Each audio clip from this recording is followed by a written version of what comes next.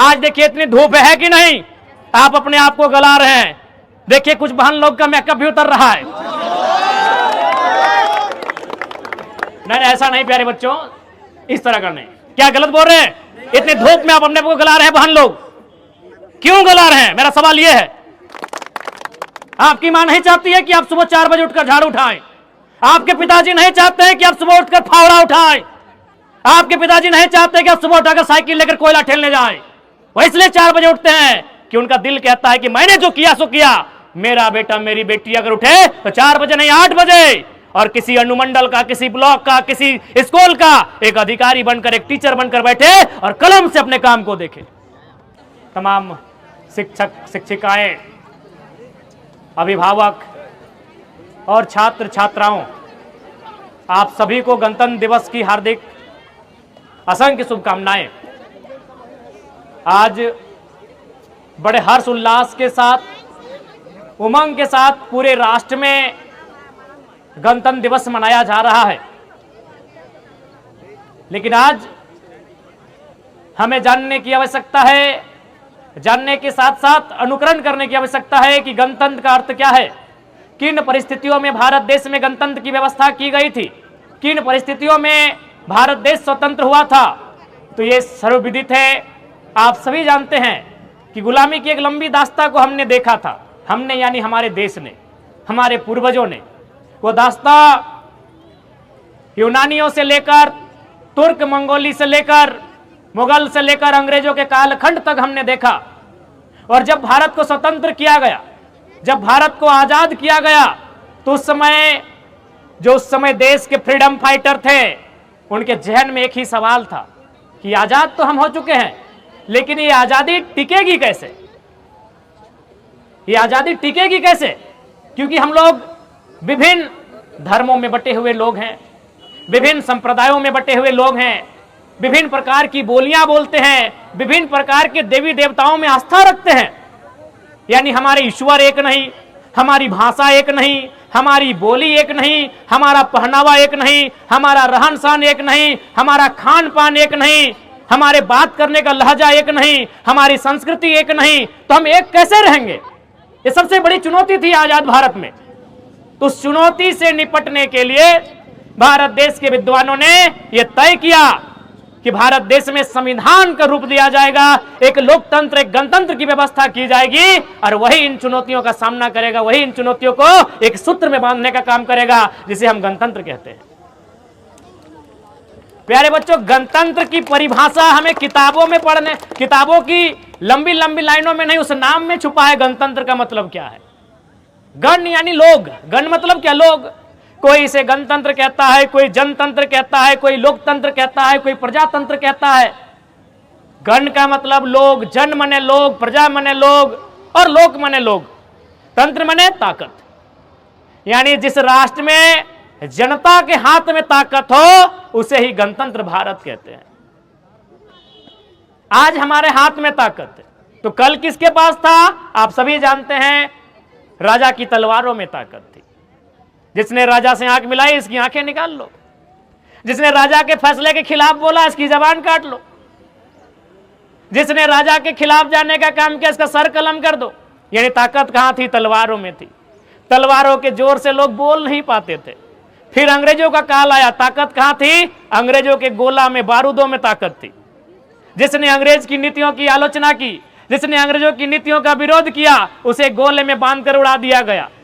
यानी ताकत तलवार से होकर तोप बंदूक तक आ गई, और आज एक आम व्यक्ति के हाथों तक आ गई, उसे ही गणतंत्र कहते हैं। आज आपके हाथों में ताकत है, आज इस कलम में ताकत है, आज आपके इस हाथ में जो उंगली में ये ब्लू रंग की स्याही लगाकर आप वोट करने जाते हैं, उस वोट में ताकत है।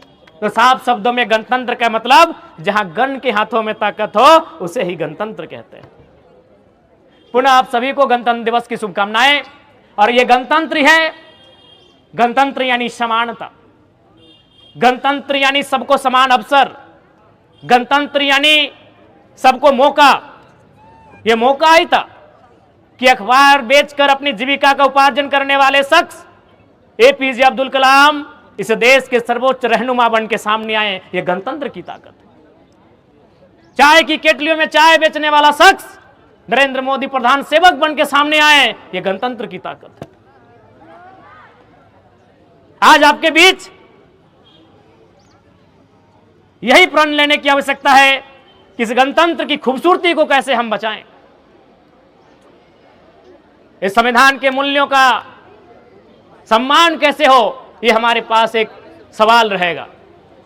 इसलिए जितने भी छात्र छात्राएं विशेषकर आपको संदेश देंगे, बड़ा ही सुंदर एनसीसी के भाई बहनों ने अपना प्रदर्शन किया।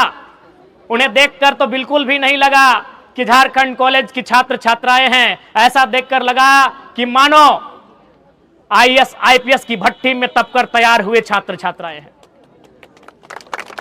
और यही कॉलेज है। कॉलेज का एक मतलब अनुशासन भी होता है, जहां हम अनुशासन को सीखते हैं। कहावत है ना, discipline makes the nation great, अनुशासन ही राष्ट्र को महान बनाता है। तो ये कॉलेज की गलियां ही हैं, ये कॉलेज की पगडंडियां ही हैं, जहां आप अपने गुरुजनों के सानिध्य में, उनके संरक्षण में अनुशासन को सीखेंगे, ज्ञान अर्जन करेंगे, अपने आप को विवेकवान बुद्धिमान बनाकर इस विद्यालय से, इस महाविद्यालय से बाहर जाएंगे। इसलिए छात्र छात्राओं, प्यारे बच्चों, आप सभी को हमारा यही संदेश रहेगा। और साथ में चूंकि डुमरी और तोपचांची विशेष दूरी नहीं है, एक ही भौगोलिक क्षेत्र है। चूंकि आज 26 जनवरी की एक उमंग होती है, ललक होती है। अच्छा आप बताइए, तो आप कितना बजे सुबह उठे थे? 5 बजे? अरुण के बजे उठले? अली 5 बजे उठे होंगे। अब आप पता कर लीजिए, आपकी मां आपसे 2 घंटा पहले उठी होगी। छात्र छात्राओं, प्यारे बच्चों, आप सभी को हमारा यही संदेश रहेगा। और साथ में चूंकि डुमरी और तोपचांची विशेष दूरी नहीं है, एक ही भौगोलिक क्षेत्र है। चूंकि आज 26 जनवरी की एक उमंग होती है, ललक होती है। अच्छा आप बताइए, तो आप कितना बजे सुबह उठे थे? 5 बजे? अरुण के बजे उठले? अली 5 बजे उठे होंगे। अब आप पता कर लीजिए, आपकी मां आपसे 2 घंटा पहले उठी होगी। हाँ या ना, बस इतना बोलिएगा। आप अगर 5 बजे उठे हैं तो आपकी मां 4 बजे या 3:30 बजे उठी होगी। आप अगर 6 बजे उठेंगे तो आपकी मां 5:30 बजे या 4:30 बजे उठी होगी। उठ के पहला काम क्या क्या होगा? शर्माइए मत, हमारी मां ने भी किया होगा। हालांकि हमारी मां भी हॉस्पिटल में है। अगर घर में होती तो की होती क्या? पहले झाड़ू पकड़ी होती, जूठे बर्तनों को पोछी होती। गलत बोल रहे हैं? यानी आपके उठने से 2 घंटा पहले आपकी मां उठती है, उठकर सबसे पहले हाथों में झाड़ू थामती है। क्यों मालूम है? न उसका भी दिल कहता है कि मेरी बेटी जब बड़ी हो जाए तो 4 बजे नहीं 8 बजे उठे और झाड़ू नहीं कलम थामकर किसी ऑफिस में बैठकर अपना काम संभाले। इस बात को याद रखिएगा प्यारे बच्चों। आपकी मां नहीं चाहती है कि आप सुबह 4 बजे उठकर झाड़ू उठाएं। आपके पिताजी नहीं चाहते हैं कि आप सुबह उठकर फावड़ा उठाएं। आपके पिताजी नहीं चाहते कि आप सुबह उठाकर साइकिल लेकर कोयला ठेलने जाएं। वो इसलिए 4 बजे उठते हैं कि उनका दिल कहता है कि मैंने जो किया सो किया, मेरा बेटा मेरी बेटी अगर उठे तो 4 बजे नहीं 8 बजे, और किसी अनुमंडल का, किसी ब्लॉक का, किसी स्कूल का एक अधिकारी बनकर, एक टीचर बनकर बैठे और कलम से अपने काम को देखे। अभी आपको तय करना है, अभी आपको तय करना है भैया, ये तय आपको करना है कि आप उनकी इस मेहनत का, उनके इस संघर्ष का क्या मूल्य देने जा रहे हैं, ये आपको तय करना है। आज देखिए इतनी धूप है कि नहीं, आप अपने आप को गला रहे हैं। देखिए कुछ बहन लोग का मेकअप भी उतर रहा है। नहीं ऐसा नहीं प्यारे बच्चों, इस तरह का नहीं। क्या गलत बोल रहे हैं? इतनी धूप में आप अपने आप को गला रहे हैं बहन लोग, क्यों गला रहे हैं? मेरा सवाल यह है। आप अपने आप को तपा रहे हैं, क्यों तपा रहे हैं? मेरा यह सवाल है। आपने उस विषय में तो हंस दिया जब हमने कहा मेकअप उतर रहा है। मेरा वो विषय नहीं है, मेरा यह विषय है कि आप अपने आप को तपा क्यों रहे हैं, आप अपने आप को गला क्यों रहे हैं? इसलिए कि जब इस भट्टी से, इस महाविद्यालय की भट्टी से आप तप कर, गल कर, जब निखर कर बाहर आए तो काबिल होकर आए। क्या गलत बोल रहे हैं? देखो प्यारे बच्चों, यदि आपको पढ़ने में मन नहीं कर रहा है, यदि आपका मन कर रहा है कि हम दौड़ें, तो हम आपको कहेंगे आप दौड़िए, 4 घंटा दौड़िए। क्योंकि आप 4 घंटा पढ़ने आए हैं, 4 घंटा दौड़िए और झारखंड का नंबर 1 रनर बन के सामने आइए। यदि आपको गाने का मन कर रहा है,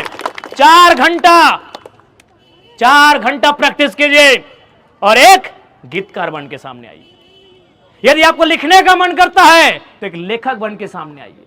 मेरे कहने का मतलब है आप 4 घंटा 6 घंटा समय दे रहे हैं, जिस काम में समय दे रहे हैं उसका आपको एक्सपर्ट होना चाहिए। समय को आप गंवाने तो नहीं ना आए हैं, मौज मस्ती के उद्देश्य से नहीं ना आए हैं, आप कुछ पाने के उद्देश्य से आए हैं। इसलिए आपको मेरा यही संदेश होगा और इतना ही कहेंगे, सपने पूरे होते हैं प्यारे बच्चों, सपने पूरे होते हैं तभी तो आज आप पूरे, हमें लगता है आज झारखंड में नहीं करने तो कम से कम 1 लाख जगह झंडा फहराया गया होगा। कहीं मंत्री ने फहराया होगा, कहीं विधायक ने फहराया होगा, कहीं सांसद ने, तो कहीं डीएसपी एसपी ने, तो कहीं डीजीपी ने, कहीं डीसी ने। देखिए जरम्मा तो हवाई चप्पल पहन के फहराने आया, कहीं नहीं होगा, चेक कर लीजिएगा, पूरे झारखंड में चेक कर लीजिएगा कि आपके डुमरी के विधायक हवाई चप्पल पहन के आए हैं। ये तो गनीमत एक रास्ता में टोजर तीनों बार नहीं, आज बढ़िया दिन है, कम से कम कुर्ता टो पहन लीजिए। ये हम इसलिए कह रहे हैं कि सपने पूरे होते हैं। आपके बीच, आपके जैसा आपके बीच का एक भाई आज इस राज्य के सर्वोच्च सदन का मेंबर बन के आया है। सर्वोच्च सदन समझते हैं ना, वहां कलम चलती है और इस राज्य में कानून बनता है। वहां कलम चलेगी तो आपके शिक्षकों का समस्या का समाधान होगा, वहां कलम चलेगी तो इस राज्य की डॉक्टरों का समस्या का समाधान होगा, वहां कलम चलेगी तो आपकी समस्या का समाधान होगा, वहां कलम चलेगी तो आपका एडमिशन का रेट घटेगा बढ़ेगा, वहां कलम चलेगी तो आपके स्कूल का ड्रेस भी बदल जाएगा, बदलेगा ना। तो हम उस हाउस का मेंबर हैं, उस हाउस का मेंबर है जहां से राज्य चलता है। और हम हैं कौन? आपके बीच का है। क्या हम कोई फरिश्ता हैं? आपके बीच का है। क्या हम में और आप में कोई अंतर है? नहीं, हम आपके जैसा है। बस हमने जो तपाया है, अपने आप को गलाया है, उसका रिजल्ट लेके आए हैं। मैंने भी अपने आप को तपाया है, मैंने भी अपने आप को गलाया है, और उस तपने का, उस गलने का ये परिणाम लेकर आया है कि मैंने अपने आप को तपाकर एक प्रयास किया है कि सोना बनकर सबके सामने आए।